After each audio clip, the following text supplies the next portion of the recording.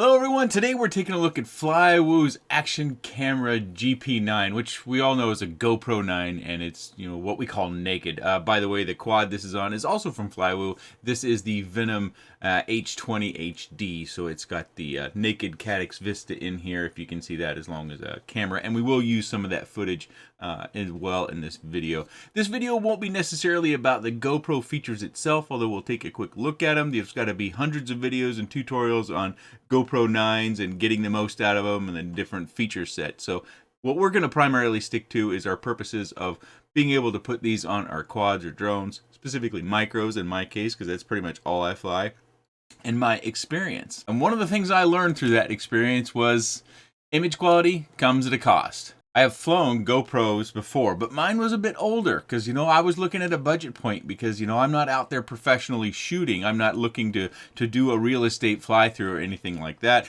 I'm just reviewing products, and therefore I need to have something like a naked GoPro in order to be able to effectively review some of these products. And so I had a GoPro 6 on mine, or Hero 6, and it has served me fine. I've also used the SMO 4K more recently. I've used the Insta360 Go, the Insta360 Go 2. There might be a smattering of other external HD cameras, as I oftentimes call them. But this experience kind of taught me that if you want more image quality, it comes at a cost. And I was pretty impressed with the footage when I started reviewing it. And I thought, boy, I've been missing out. I also established a little bit more of a appreciation for those who like to fly slower and smoother and get your footage, your good shot. You may be only looking for 30 seconds of something, whatnot. But I found that the Hypersmooth feature of GoPros in these current iterations really does a nice job. And as we bring in the FPV camera footage into this flight, it's going to be apparent that Hypersmooth is really taking care of wind that is pushing the quad around or maybe causing some turbulence, some quick movement within the FPV camera. Hypersmooth really mitigates a lot of that. Or if you just have a quad that doesn't have a very good tune, Hypersmooth will smooth that out for you. I was really surprised at how effective Hypersmooth was. So if you're looking for cleaner, crisper footage and you tried other external naked HD cameras, looking at the GoPro Hero 9 naked from FlyWoo might be something you want to look at for that purpose. Something else that I actually enjoyed was it just worked.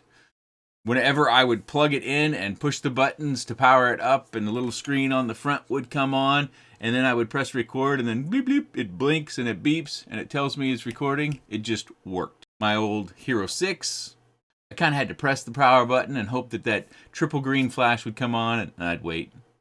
I'd press it again, and I'd wait. I'd press it again, and I'd wait. And then, I never knew when it was actually going to turn on for me. And that got to be problematic and a little bit of a pain. This one just works. Plug it into your battery source, and it just works. And we'll take a look at that as well. Some additional footage that we might want to look at in the fact that they do offer ND filters with this. It comes with a nice little case for carrying purposes, and it comes with ND filters all the way up to, I think it's ND 64 is the highest rated for the most bright sunlight. So the less sunlight you're trying to protect your camera from to get the most smooth footage you can, an ND filter does help smooth that out quite a bit. You'll notice in my footage, as I get into darker areas, though, it actually hurts me, but I'm not shooting in RAW format, and if you're doing the editing yourself, shooting in RAW to where it has a little less overall color and gives you the ability to color grade would probably be the best option. This is the case that the ND filters come in. It's a nice little carrying case with foam in here, so we've got all these different options, as well as you've got a UV protection lens on that comes by default. So this isn't with the ND filters. This comes on the GoPro Hero 9 by itself. We've got our SD card here. This is where we get our plug in our power. It's also got solder pads available if you want to solder directly. It's got a fan for heat dissipation. You can hear that in the video if you didn't notice, because I had the motors running. Here's a little section of video where you can actually hear the fan in the recording kind of start up, even though the mic seems to only pick it up after it starts recording. The fan's on the entire time. And then as you get to flying, you don't notice the fan, or at least I didn't notice the fan as much. because the motor noise becomes more predominant in the audio recording, but it is there and the microphone does pick it up.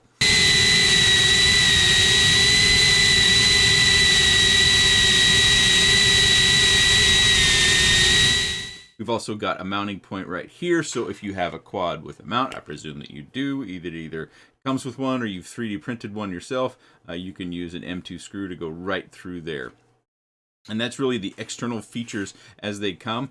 There is an option to buy the screen, and it does work quite well.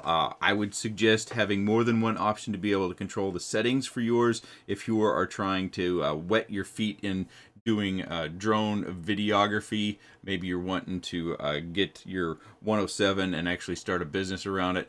You can do the phone, which was my primary means of changing settings, but if there were to be connectivity there and you're on some sort of shoot, secondary option is probably going to save your bacon a few times. But it works quite well. They've designed the case very specifically, you know, to get us all lined up and connected. It just kind of snaps in there just like that. And then you use the screen just like you would on any other GoPro. And I'll show that here working in a moment.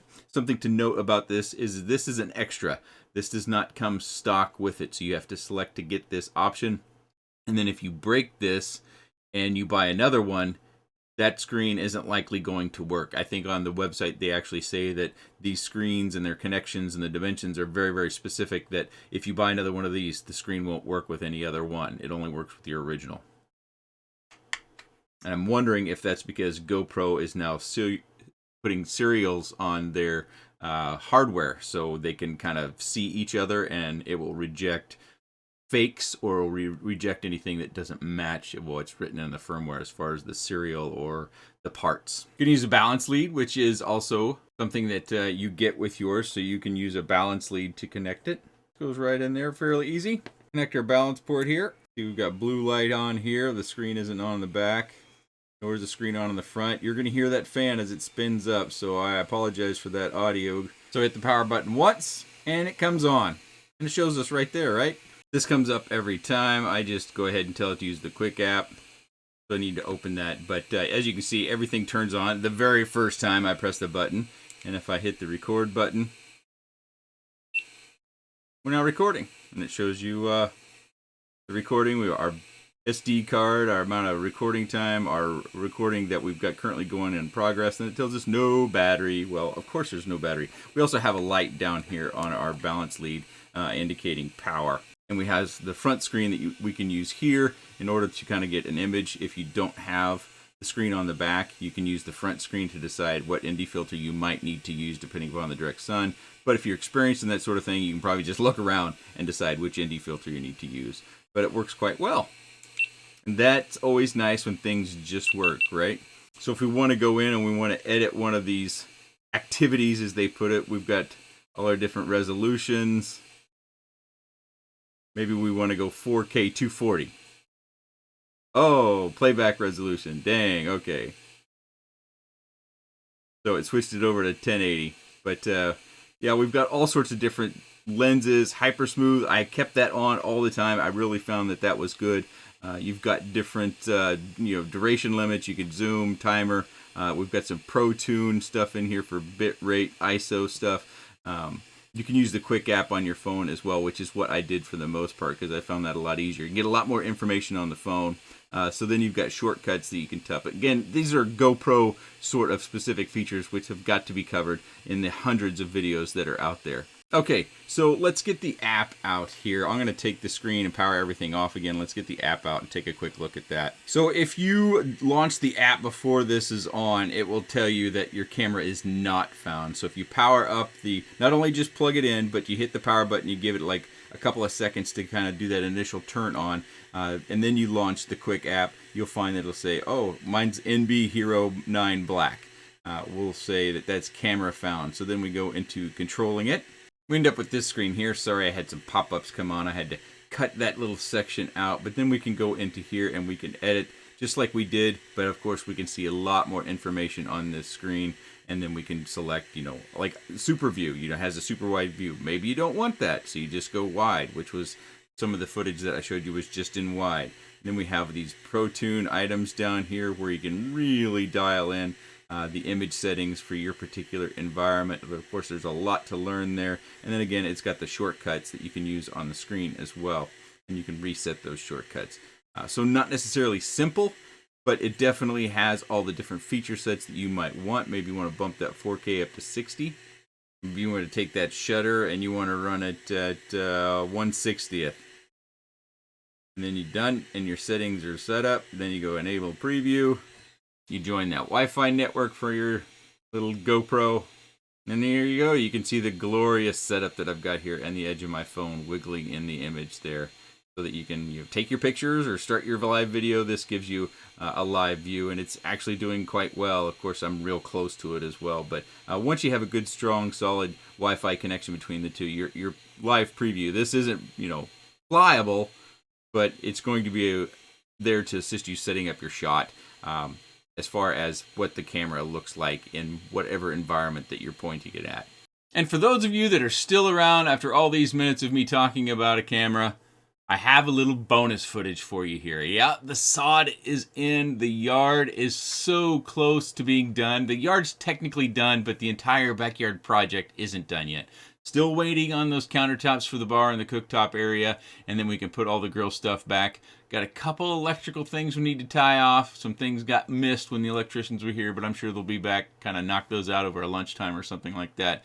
But the sod looks really good, and the guys that did the work, man, incredible. They had a 4-man crew out, and they've got this weird shaped, like 4-wheeled skeleton car thing that grabs the spindle that the large rolls of sod's on, and then it just drives, and they lay it down, and they have 2 other guys with like rakes. They move the sod around like it's a rug or a carpet.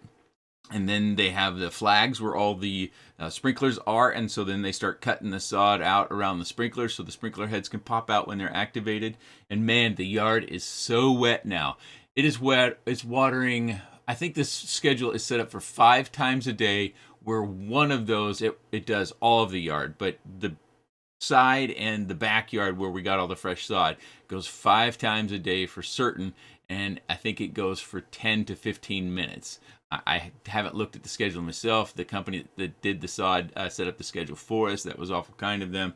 But yeah, it just looks great, and the guys that installed it did a fantastic job. I was really interested. I'm always interested in talking to people who do that sort of work, because I may have been around it in my younger days, and it's changed and progressed now, and I'm always interested to kind of get their take on it, of how much easier it's made their job. And they said they'd probably do 3 or 4 jobs like ours in a single day, whereas 10 or so years ago it would have taken a larger crew and they would have got half as many jobs done.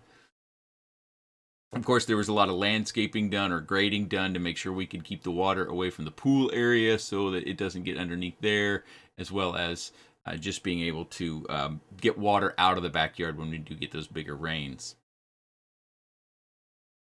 FlyWoo did also talk about increasing the durability by replacing kind of the metal structure internally that they took the GoPro, made one out, and they added in their own. Of course, I'm not out here bashing it like I did in the last video where I was just crashing into that wall.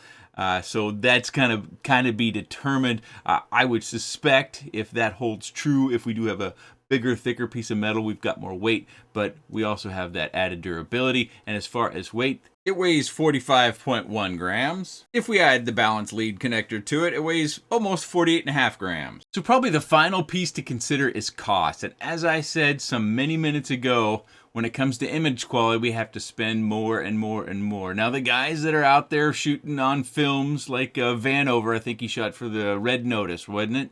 No, it was Ambulance that he shot, which was actually pretty good, and it had quite a few FPV shots in it. He's flying a really big, heavy lifter and a $10,000 camera. But us humans, us hobbyists, as well as those that might be breaking into using your drone for doing some filming, which I know nothing about, I've never done it, even free for anyone, so I can't answer those questions.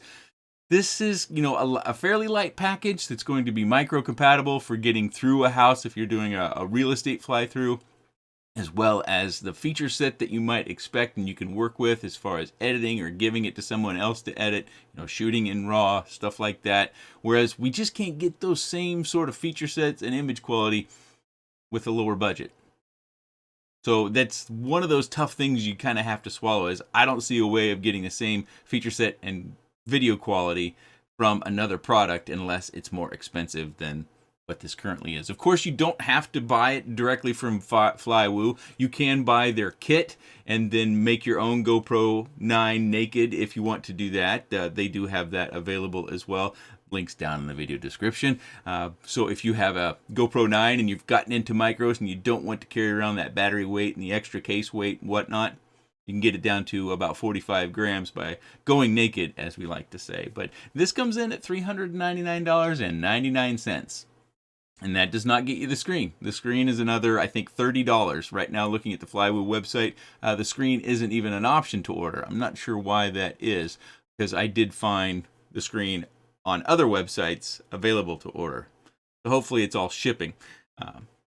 So it's going to tap into your budget a little bit, so make sure you can feed yourself and take care of your housing and other needs that you might have to live your regular life before you go spending money on something like this. But if you're looking for higher image quality and you're looking for low weight and you don't want to do it yourself, FlyWoo has not only the GP9 or GoPro 9, but they have the GoPro 10 too.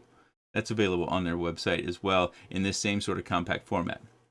And I believe that's the most recent GoPro we have available. So the feature set, you have to jump way up to the next cost of camera. If you do have any comments, questions, suggestions, or otherwise, please let me know in the comments section below. I appreciate your time, and thanks for watching.